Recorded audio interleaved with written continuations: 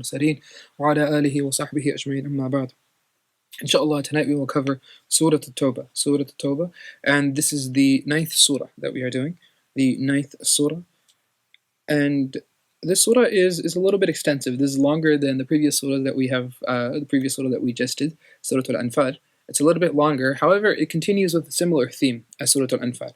Surah Al-Anfal came earlier in the time of the Prophet ﷺ's stay in Medina, and this surah, Surah Tawbah, came much later. This came much later. So Surah Al-Anfal, it came, as we mentioned, around the Prophet ﷺ's victory in Badr. After the Muslims had won Badr, then Surah Al-Anfal was revealed about what to do with those ghanaim, those anfal, those spoils of war.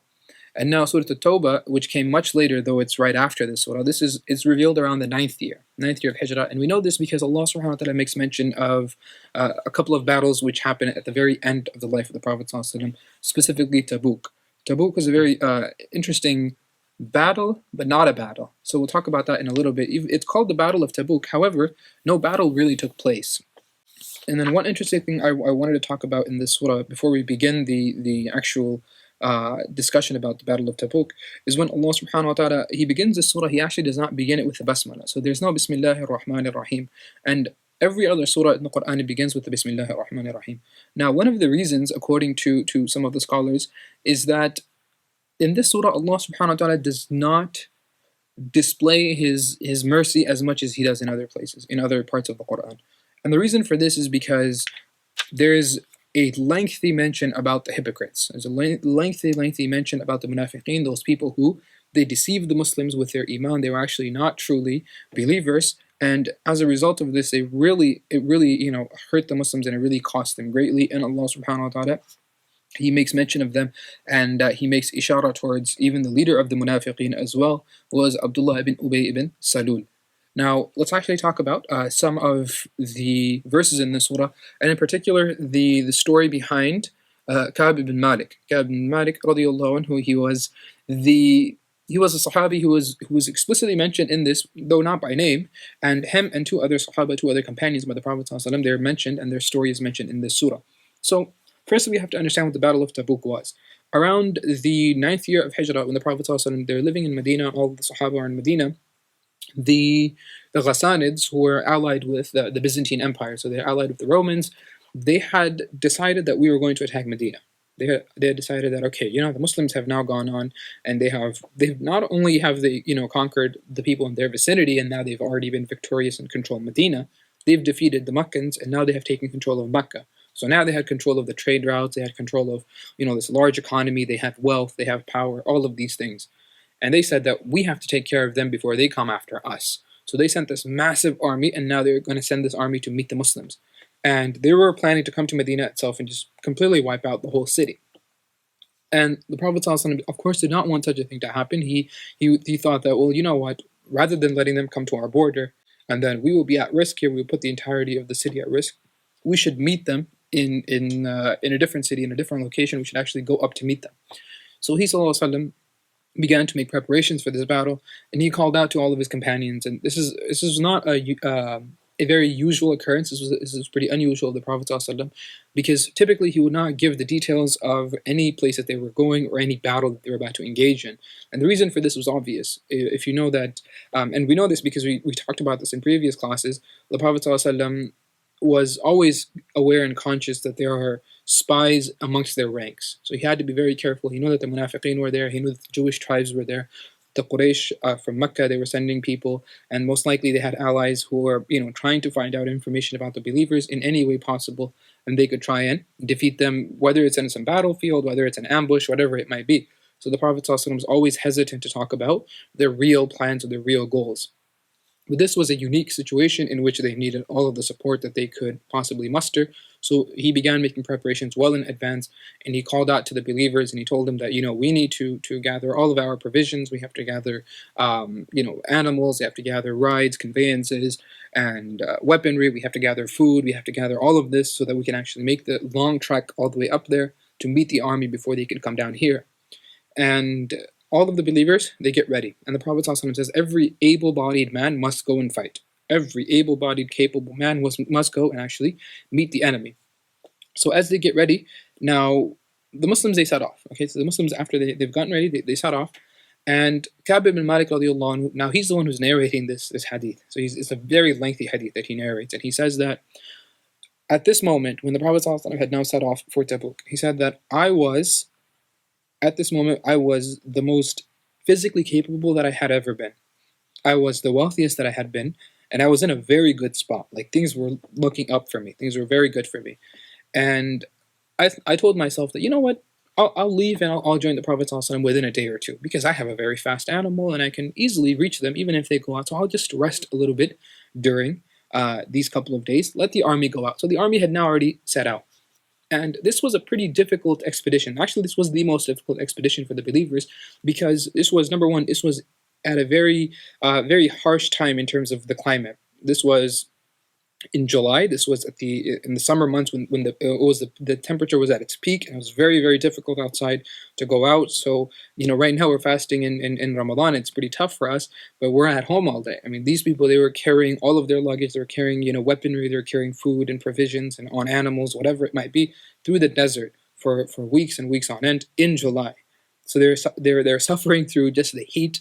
Plus, this was also the time when they were beginning their harvest, and they were actually investing in their land and their crops. And because they were going out and spending time at this, spending time going to fight their enemy, they were literally sacrificing that large amount of their yearly income. They're sacrificing all of that money that they could have been making. So this was pretty tough. And the narrations are, they used to look back, and they felt it in their hearts when they looked back at their land as they're walking away. They really felt it, that I wish I could go and engage in my yearly produce and things like that, but they couldn't, unfortunately, and they had to go out and fight in the path of Allah subhanahu wa ta'ala, at least to come and defend those people who were going to attack Medina. They had to defend the Muslims. So Ka'b ibn Malik radiallahu anhu says that at this point, when the believers had already set off, I was just, I was kind of just chilling at home, and I told myself, his nafs began to whisper to him, the shaitan began to whisper to me that it's okay, relax, you have a very fast animal, you'll be able to reach them in no time, it's not a big deal for you. So he says, I was just, resting, and a day passed, a couple of days passed, until it got to such an extent, and I kept, delaying it. I kept procrastinating. I said, I'll leave the next day. No, I'll leave in the evening. I'll leave during the next morning. I'll leave. And then 1, 2, 3, 4 days have passed, and then I realized that they're too far for me to reach. It's too far for me to get up there. I can't reach them now. And then he says, it really struck me when I was in the city and I began to look around it. All I saw in Medina were just those people who are physically incapable of actually participating in the battle. So people who were blind, or people who had severe injuries, maybe they were not able to walk properly, whatever it might be, people who were unfit for battle. And then I also saw only those people who had been drowned in nifaq, those people who were completely munafiq, like everyone knew that this person is a hypocrite, like they're a fake Muslim. So all I saw were either people who were completely incapable of fighting, or people who were not even believers. So these people are not even truly Muslim anyways, so of course they're not going to participate. And he says this is what really shocked me. And then he was just in complete remorse and regret. And the Prophet ﷺ, he reaches Tabuk, and there's a little bit of an incident where Nabi ﷺ, he asks about Ka'b ibn Malik radiallahu anhu, and then some other Sahaba. One of them says that,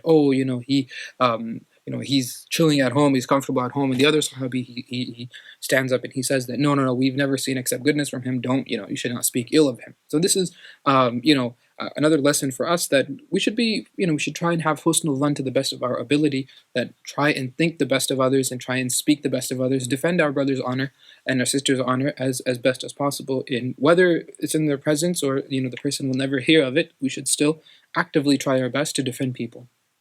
So eventually the Prophet ﷺ, they wait in Tabuk, and then the Ghassanids, at this time, they, Allah subhanahu wa ta'ala, because of his wisdom and his hikmah, he had ordained affairs to be such that the Roman army at that time, as they're on their way down, they were preoccupied with something else, and they diverted their forces to go and fight another enemy, and the believers never had to actually deal with them. So now the believers were able to return back to Medina.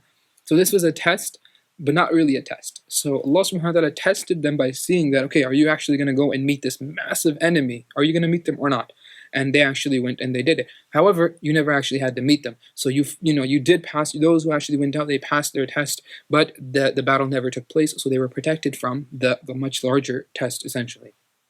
Now, as the believers that come back into Medina, the Prophet ﷺ, as was his habit, he would go to the masjid first. So he went to the masjid and he sat down, and now the people, they began to approach the Prophet ﷺ, and Ka'b ibn Malik radiallahu anhu says that, this is when everyone would come and give their excuses. Okay, so the people would come and they would give their excuses, and primarily the munafiqeen. So of course the people who were, they were ill, there were people who were, like we said, they were blind or they were unable to walk.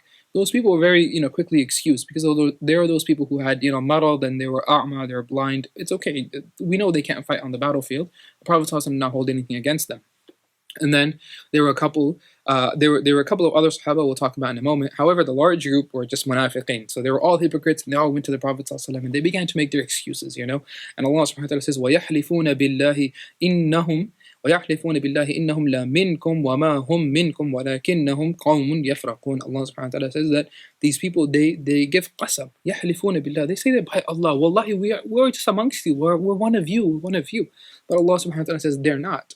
They're going to say that they are, a part of you. They're going to say that they're your allies. They're going to say that you're believers just like you, but they're not really believers. And these are the people who came to the Prophet ﷺ, and they said that, "Oh, Prophet of Allah, we came, we would have come to fight, and we would have come to support you, but I had to take care of my parents, or I had to do this, or I had to do this. I had to," all of these excuses. They came to Nabi ﷺ, and of course he just waved them all away. He said, "Yes, no problem. Yeah, no problem. Yeah, no problem." And they just kept, coming one by one with their excuses, and he just kept saying, "Okay, go. Yeah, no, sure, just leave." Because he knows that they're all hypocrites. He knows that these people are all fake anyways. So one group was just the people who were ill and they were unable to fight. Nabi Sallallahu Alaihi Wasallam forgave them, of course, because they did not have any haraj. There was no haraj upon them to fight. And then there is the other group of hypocrites. And Nabi Sallallahu Alaihi Wasallam just said, "Okay, just come on, get out of my face." He was said in a polite way, but he was just like, "Yeah, I know. And then finally there were 3 other companions of the Prophet ﷺ. They were not from those who were ill. They were not from those who were weak. They were not invalid, nor were they munafiqeen. They were not hypocrites. Okay, primarily Ka'b ibn Malik radiallahu anhu. Ka'b ibn Malik radiallahu anhu says, I came to the Prophet ﷺ, and as I walked in, I saw him, and he had a smile on his face, but it was a smile of a person who was angry. So there are some people who have that smile, like they know that you messed up, and they're just waiting for you to come in and admit to your fault and admit to that mistake that you've made. So the Nabi Sallallahu Alaihi Wasallam had a smile on his face. So he says, I went and I sat down in front of him, and he said that he knows. He said, my nafs was telling me, I was thinking thoughts that, okay, what can I say to get out of this situation? And he tells the Prophet ﷺ, he's thinking about it for a moment, and then he addresses the Nabi Sallallahu Alaihi Wasallam, and he says, "O Prophet of Allah Sallallahu Alaihi Wasallam, I'm very, very, very capable of saying something eloquent and weaseling my way out of here. I can say something and make you think that I had a legitimate excuse and a legitimate reason for not joining you. But I'm not going to, because I know that Allah subhanahu wa ta'ala knows all. I know that Allah will tell you whether I'm being honest or dishonest. So I'm not going to say or do something that will jeopardize that." And he says, I admit that I should have come, and I was more capable and more wealthy than I have ever been, and I was absolutely able to come and help you, but I didn't. And I admit to my fault and my mistake. And the Prophet ﷺ says, okay. So he says, okay, go, leave from here, and wait until Allah subhanahu wa ta'ala gives a command or a ruling for you in this decision that you made. And this is Nabi Sallallahu Alaihi Wasallam. He himself is not making a decision on the spot, like, "Oh, Ka'b, how dare you do this? Okay, here's what you're gonna, you're gonna get punished, or you're gonna have to give a fine, or you're gonna do this or this or this." Nabi Sallallahu Alaihi Wasallam himself he's not jump the gun. He does not decide for him. He says that, look, let's wait for Allah subhanahu wa ta'ala to give his hukam, to give his final decision and his final say in your regard to this decision that you made. So he says, okay. Ka'b ibn Malik radiallahu anhu begins to leave. And he says, as he's leaving, then his own tribesmen, they begin to approach him, and they say that, "God, what are you doing? Why didn't you make up an excuse? Why didn't you say something to the Prophet ﷺ? You could have, you're the most eloquent from amongst us. You could have said something, and the Prophet ﷺ would have let you go. Why didn't you say that?" And then he says, I know that Allah subhanahu wa ta'ala will tell him the truth, right? Allah will tell him right away that I'm lying or I'm not, okay? Even if I'm able to convince a man, even if I convince a human that I have lied, you think I can deceive Allah subhanahu wa ta'ala, the Lord of the worlds? Get real. So then he says, after he says that, he says, okay, is there anyone else who's in a similar situation? Is there anyone else who admitted to their mistake? And they said, yes, 2 other people did. That man and that man. They're both Sahaba, both companions of the Prophet ﷺ. And he looks over and he says, I knew that I was in good company. I knew I was in good company. And this is, Ka'b bin Malik radiallahu anh, he says, he did i'taraf. He admitted that I made a mistake. I messed up. However, I admitted to the mistake that I made. And then I look over and I see that there are two other companions who had also made the same mistake. And they also admitted to their same mistake. And when he sees that, he feels kind of relieved. He says that, okay, I'm not the only one. And I'm glad that I'm with this group and I'm not with that group. As in, I'm not with the munafiqeen, I'm not with the hypocrites who came to the Prophet ﷺ and made up all kinds of lies and excuses. I'm with them, with these two people, not with who knows how many, dozens of people these were. I don't want to be with these people who the Prophet ﷺ said, oh, I accept your excuse. I want to be with these two who the Prophet ﷺ says, you guys didn't have any excuse. I don't accept your excuse. Let's wait for Allah subhanahu wa ta'ala to decide. So he was happy to be with that group. Anyways, Ka'b bin Malik radiallahu anhu goes home. And then the decision was made that the Muslims will boycott these three people. Okay, these three specific Sahaba, Allah subhanahu wa ta'ala and the Prophet ﷺ, this was their decision, that the Muslims of Medina, they will boycott them for the next 40 days. So for the next 40 days, they begin to boycott the three Sahaba that who admitted to their fault, who admitted to their mistake. And this you can imagine, right, what that's like to be socially boycotted by their people. Because I don't think this is an unfair punishment, okay? This is not an unfair punishment. There's a lot of wisdom to this, a lot of wisdom. Because why did the Prophet ﷺ tell the entirety of the city, all of the capable and able-bodied men to go and fight the people who were coming to attack Medina? Because this army that was coming to attack Medina, they were coming to attack the entirety of the city and to completely wipe it out. And the Prophet ﷺ said, it is our duty, we are responsible to protect our city and to protect our people. So he got all of the men to get ready and go and defend Medina.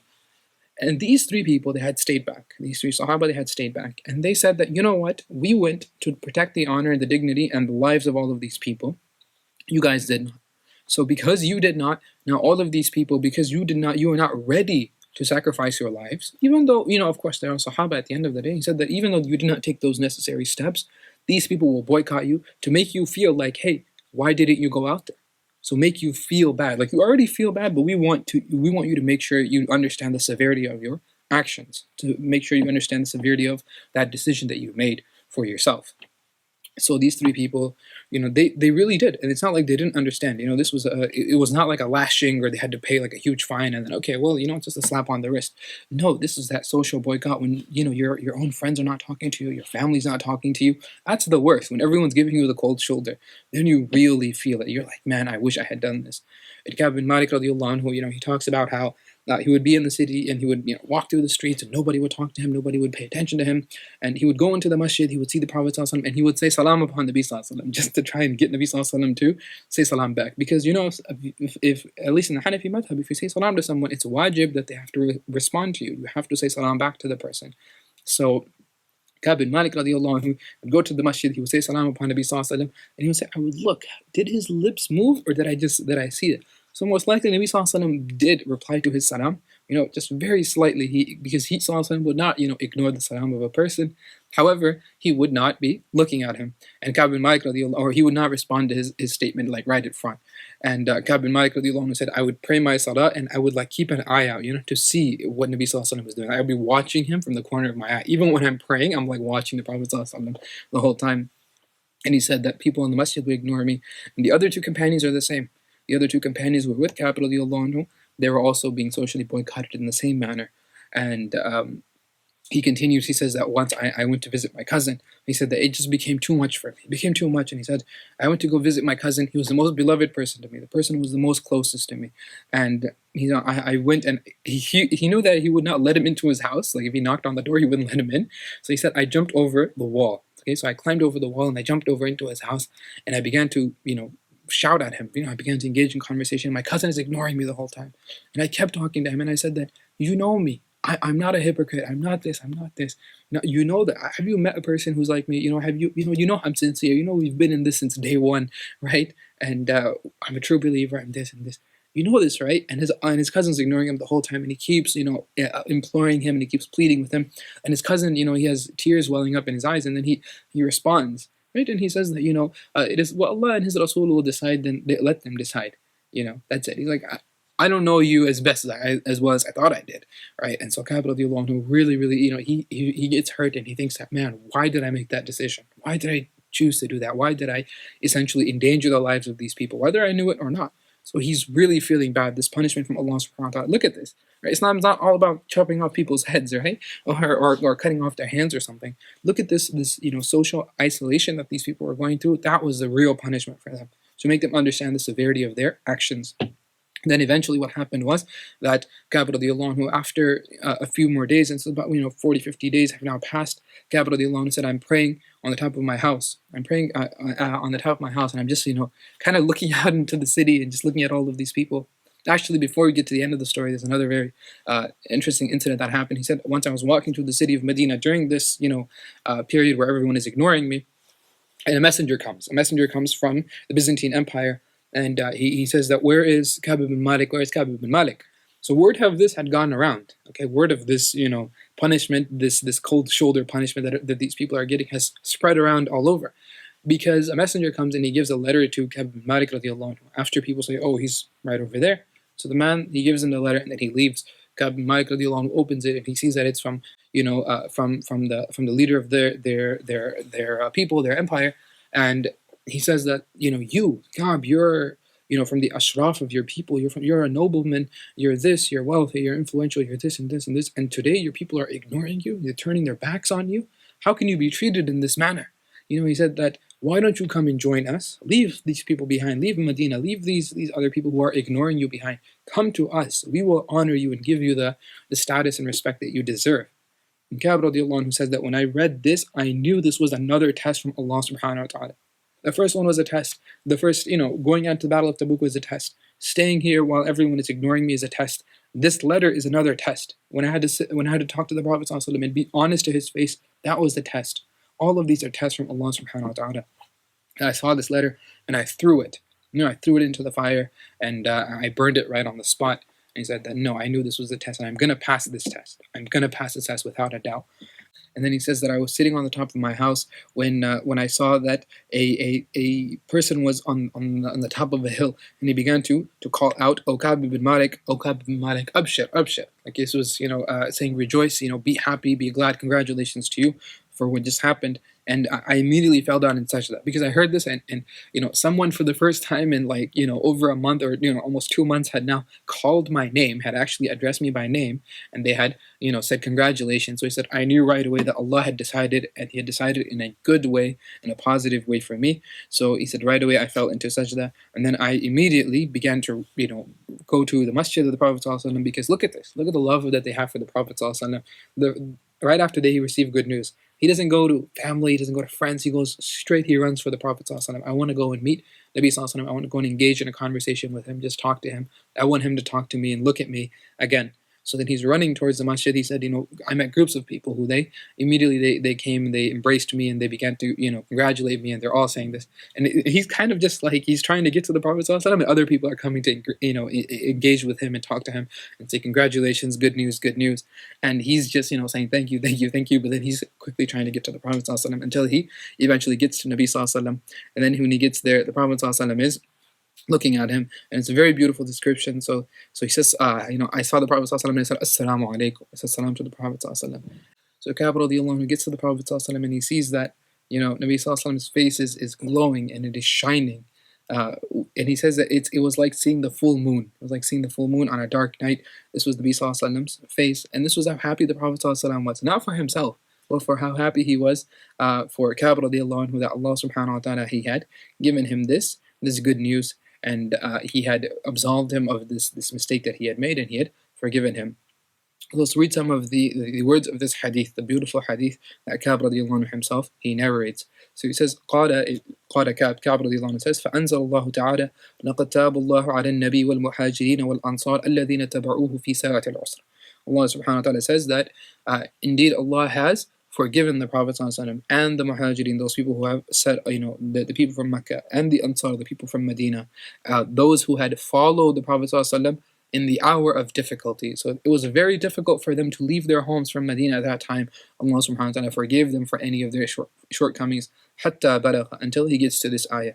إِنَّهُ بِهِمْ رَءُوفٌ رَحِيمٌ. Indeed, Allah is for these people, He is very kind and He is merciful for them. وَعَلَى الثَّلَاثَةِ الَّذِينَ خُلِّفُوا حَتَّى إِذَا ضَاقَتْ عَلَيْهِمُ الْأَرْضُ بِمَا رَحُبَتْ. So then He says that until when, and the ayah continues, He says that, and Allah has forgiven, not only has He forgiven, of course, the people who actually went out, and also those three people, على الثلاثة الذين خلفوا, those three people who stayed behind until the earth became very tight and constricted. The earth is very expansive, right? It's this massive earth, and Allah subhanahu wa ta'ala said, it felt like wherever they went, like, I have nowhere to go, I have nowhere to turn. That's what it felt like for these people, and Allah subhanahu wa ta'ala says that, it got to that extent, but Allah has forgiven them. حَتَّى بَلَغَ اتَّقُوا اللَّهَ وَكُونُوا مَعَ الصَّادِقِينَ. Until He gets to the end of this verse, that be cognizant and aware of Allah subhanahu wa ta'ala, and be with those who are truthful and honest.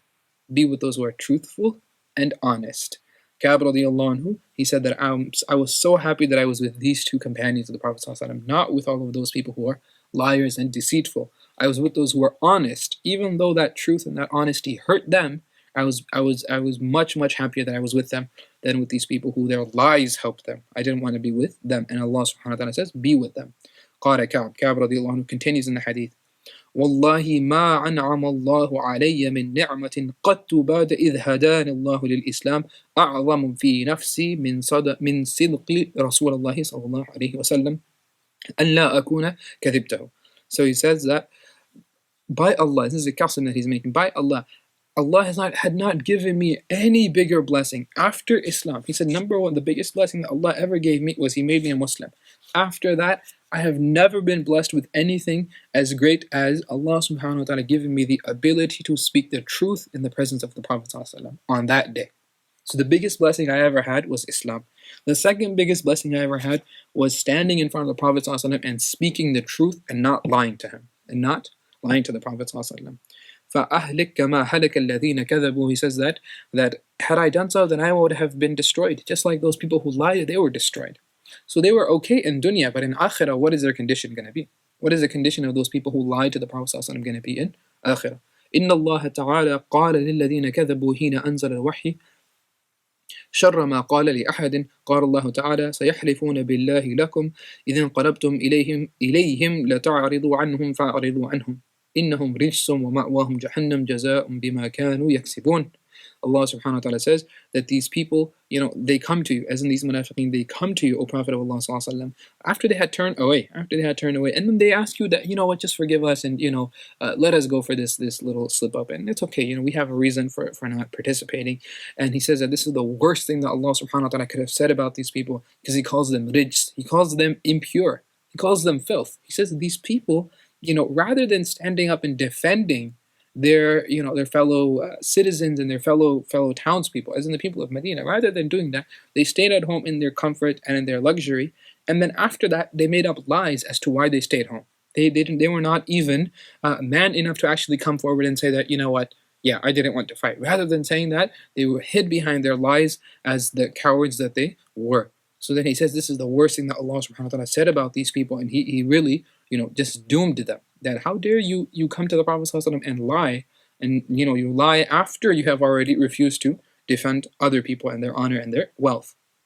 Ka'b radiallahu anhu said that, at least I did not lie to the Prophet ﷺ, and my truth, it really did set me free at the end of the day. I made a mistake, but I owned up to that mistake, and Allah subhanahu wa ta'ala and the Prophet ﷺ, after a period of punishment, after a period where I really felt like, I understood the gravity of my mistake, after that, Allah subhanahu wa ta'ala and His Rasul sallallahu alaihi wasallam, they indeed forgave me.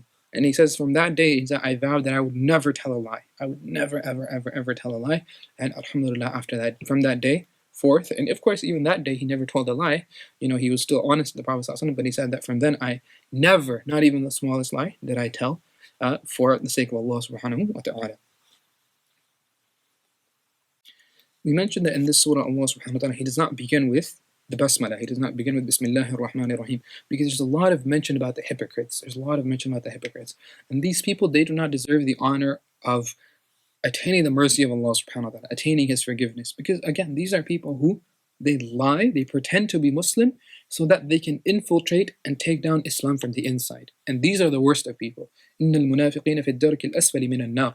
Indeed, the hypocrites are those people who are in the lowest level and the lowest stage of the hellfire.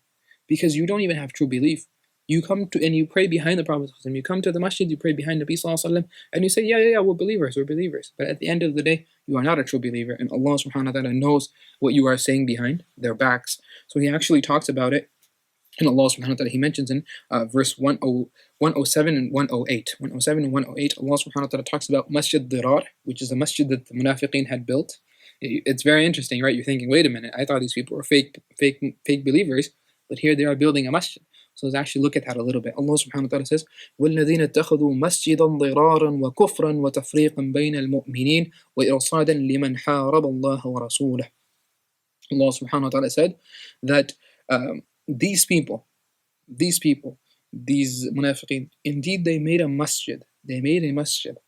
And they claim that, O Prophet of Allah, we made this masjid for the worship of Allah subhanahu wa ta'ala. Why don't you come in here and actually pray here for us? Can you come here and pray in this masjid? And this was their means of gaining legitimacy in the eyes of the Muslims. Because if these munafiqeen, if these hypocrites, they built a masjid, and then the Prophet ﷺ actually went there and he prayed in that masjid, then it's like, oh, the Prophet gave that place, legitimacy. He considers it a credible masjid, an actual masjid. So let's go and actually pray there as well. However, this was not a true masjid. This was actually just a place. It was like their headquarters. The munafiqeen would go there and they would actually plot and plan against the believers. So, for example, we mentioned in Uhud, a few lessons ago, we mentioned in Uhud how Abdullah ibn Ubay bin Salul, he actually took the munafiqeen after the Muslims. They were 1,000 going into the battle of Uhud. Abdullah ibn Ubay, he actually turned around with 300 and they left. The Muslims' numbers just reduced from 1,000 to 700 in the blink of an eye because these hypocrites, they turned around and they deserted the Muslims. And then in the same way in the Battle of Tabuk, where they decided, oh yeah, we're actually busy. We don't have the time, or we don't have the resources to actually go and help you, which was again another lie. So this was the beginning, in Uhud, which was in the 3rd year, and then Tabuk, which was in the 9th year, and then in between the other battles and other events that happened, they did very similar things, where they tried to stab the Muslims in the back. So they made this masjid, they made this place. They claimed it was a masjid, but it was actually a place to engage in plots and plans against the believers. They were actually working to take down the Muslims from the inside. So then they say that, what Allah subhanahu wa ta'ala says, this is kufr. كُفْرًا وَتَفْرِيقًا بَيْنَ الْمُؤْمِنِينَ. He says this is their ways of dividing and being divisive and taking down the believers, and this is actually disbelief. These people are not truly believers. And Allah subhanahu wa ta'ala says, indeed, they're actually fighting Allah and His Messenger. وَيَحْلِفُونَ إِنْ أَرَادَنَا إِلَّا الْحُسْنَى. And Allah subhanahu wa ta'ala says, they make a qasam. These people take promise by Allah subhanahu wa ta'ala. They say, by Allah, we only want goodness. No, this is a place for worship. Allah subhanahu wa ta'ala says, no, it's not. وَاللَّهُ يَشْهَدُ إِنَّهُمْ لَكَاذِبُونَ. Allah takes an oath. Allah subhanahu wa ta'ala is the witness that these people are lying. These people are lying. And then Allah subhanahu wa ta'ala told Nabi sallallahu alaihi wasallam, tell your companions to go and raise that masjid to the ground. Basically burn it down, destroy it. Which is what they did. The believers actually went, and they actually eventually went and destroyed this place, because it was not a masjid. It was not built for the worship of Allah subhanahu wa ta'ala. It was built so that they could actually actively work against the believers and Allah subhanahu wa ta'ala. And then he actually talks about how the Prophet ﷺ should never ever pray in this masjid. He says, لا تقم فيه أبدا. He says, O Muhammad ﷺ, never pray there. Never stand in that place. Basically, never stand there for prayer. لا مسجد أسس على التقوى من أول يوم أحق أن تقوم فيه. The masjid that has been made upon taqwa, upon the foundation of the consciousness of God. That one, from day one, it was built on taqwa from day one. That is the masjid that is much more rightful for you to pray there. That masjid has a right upon you that you should pray there. This masjid doesn't. This is a reference to Masjid Quba. Masjid Quba, which is the first masjid the Prophet ﷺ built himself when he left from Mecca to Medina, and he got there outside of Medina. He stopped somewhere, and this was where he established Masjid Quba. He stopped there for many days. Nabi Sallallahu Alaihi Wasallam built that place and he prayed there, and then he would actually visit that on Saturdays. It was his sunnah to actually go to Masjid Quba and pray there on Saturday, and he would go back to Medina. Allah subhanahu wa ta'ala says, when you're going back home, don't stop in their masjid. Stop in Quba, pray in Quba, and then go home. Don't pray in this place. This is a masjid that was built on taqwa. This is not even a masjid. He says, فِيهِ رِجَالٌ يُحِبُّونَ أَن يَتَطَهَّرُوا وَاللَّهُ يُحِبُّ الْمُطَّهِّرِينَ. He says that in this vicinity are those people who love to purify themselves, and Allah loves those who purify themselves. And this is regarding a specific fiqh ruling regarding purification of the body. And then Allah subhanahu wa ta'ala actually gives a beautiful, beautiful analogy between those who build their foundations upon lies and deceit and those who build it upon truth and honesty. Allah subhanahu wa ta'ala says, أَفَمَنْ أَسَّسَ بُنْيَانَهُ عَلَى التَّقْوَى مِنَ اللَّهِ وَرِضْوَانٍ خَيْرٌ أَمْ مَنْ أَسَّسَ بُنْيَانَهُ عَلَى شَفَا جُرُفٍ حَارٍ فَانْهَارَ به في نار جهنم وَاللَّهُ لَا يَهْدِي الْقَوْمَ الظَّالِمِينَ. Allah subhanahu wa ta'ala says, the one who builds his foundations upon God consciousness, upon seeking the pleasure of Allah subhanahu wa ta'ala, is he better or the one who builds it on the edge of a cliff? The edge of a cliff. This is how Allah subhanahu wa ta'ala talks about the masjid, the fake masjid and the real masjid, the fake believer and the true believer. The true believer, whatever he or she does, their life is built upon pleasing Allah subhanahu wa ta'ala. I'm doing this for the sake of God. This person says, yeah, I'm also doing it for the sake of God. But that is a very, very, very delicate balancing act that this person is doing, because they're tricking the people into thinking they're true believers. But they're not tricking Allah subhanahu wa ta'ala. So Allah subhanahu wa ta'ala says that these people, they are tricking the believers, but they're not tricking Allah subhanahu wa ta'ala. So when they fall, they will not fall just off of the cliff. Rather, they will fall into Jahannam itself. Wallahu la yahdi al-qawm al-zalimin. Allah subhanahu wa ta'ala says that Allah does not guide those people who are oppressors. And these people are oppressing not only themselves, but they are oppressing the believers as well. And Allah subhanahu wa ta'ala refuses to give them hidayah. And I wanted to conclude with one final verse in which Allah subhanahu wa ta'ala states, this is verse 51, 5:1. He says, قُلْ لَن يُصِيبَنَا إِلَّا مَا كَتَبَ اللَّهُ لَنَا هُوَ مَوْلَانَا وَعَلَى اللَّهِ فَلْيَتَوَكَّلِ الْمُؤْمِنُونَ. He says that, O Muhammad sallallahu alaihi wasallam, say, and by extension all of the believers, and by extension all of us until the day of judgment, he says that all of you should say this, that nothing will afflict us except that which Allah subhanahu wa ta'ala has decreed or decided for us. Whatever Allah decides, that is the only thing that will happen. And this is a really calming and soothing notion. If you think about this, whatever difficulties or hardships that we are facing in life, whether it's today or whether it's in the future, we will definitely go through something. This is the decree of Allah subhanahu wa ta'ala. We mentioned earlier, تِلْكَ الْأَيَّامُ نُدَاوِلُهَا بَيْنَ النَّاسِ. These are the days that we rotate amongst the people, days of difficulty, days of ease. So whatever musibah, hardship that we are going through, it's by the decree of Allah subhanahu wa ta'ala. If He has decided that it's going to happen, it's going to happen. So next time something comes upon you and you think, why is this happening? And you think that this is, how am I going to get out of this? It's soothing and it's comforting to know that, you know what? Allah has decided for this to happen to me. Allah has decided for this to happen to me. And He knows better than I do why it's happening. He knows. And He knows that either this will, leave in a few moments, it will leave in a few days, months, years, whatever. Eventually this will leave, or I will leave this world.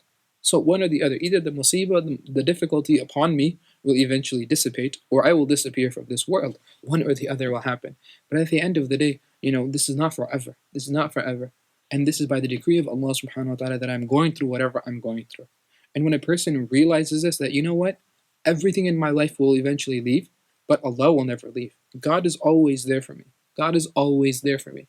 And when a person realizes that, has that understanding, then they will never be alone. No matter how difficult things get, they will know that Allah subhanahu wa ta'ala is always there for me. وَمَنْ يَتَوَكَّلْ عَلَى اللَّهِ فَهُوَ حَسْبُهُ. Whoever has reliance upon Allah subhanahu wa ta'ala, then Allah is enough for them. We rely on our friends and our family, on our wealth and possessions, on our jobs and everything else, and all of these things are temporary. All of these things are here today, they're gone tomorrow.